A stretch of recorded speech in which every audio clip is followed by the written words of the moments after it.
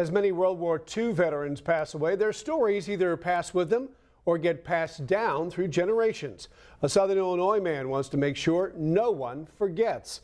News 3's Evie Allen sat down with a man in his 90s who shares what earned him count them, four medals for bravery in combat. That's amazing, Evie. That's right, it sure is, Dennis. Roy Taylor grew up in Mountain View, Arkansas before becoming a longtime resident of Illinois. He originally got deferred due to his job in the fluorspar mines until the nation was hurting for men. His life would never be the same. These are all from a church in Arizona. Letter after letter, hundreds say thank you to U.S. Army veteran Roy Taylor. Thank you for the sacrifices you made for me when you left your family.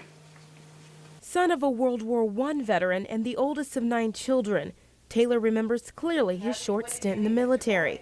Drafted at 19 years old, Taylor got sent to Italy on Christmas Eve in 1944. It was my daughter's first Christmas.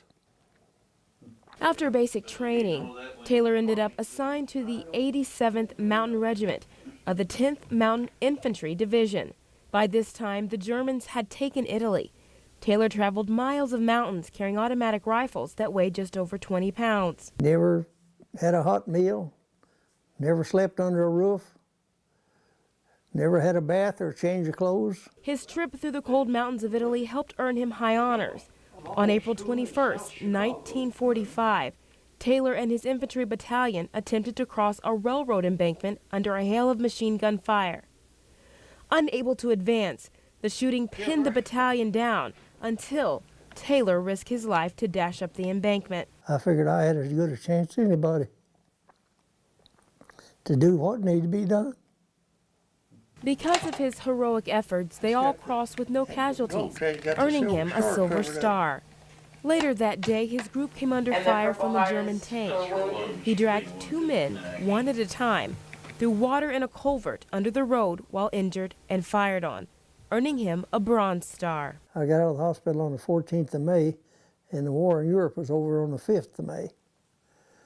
So I looked out there. Taylor spent 21 days in the hospital and eventually returned home. He says he hopes people remain thankful and appreciative of what's been done.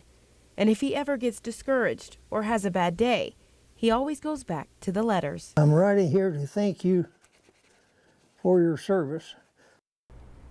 Taylor also earned the Purple Heart and in Brazil a campaign medal.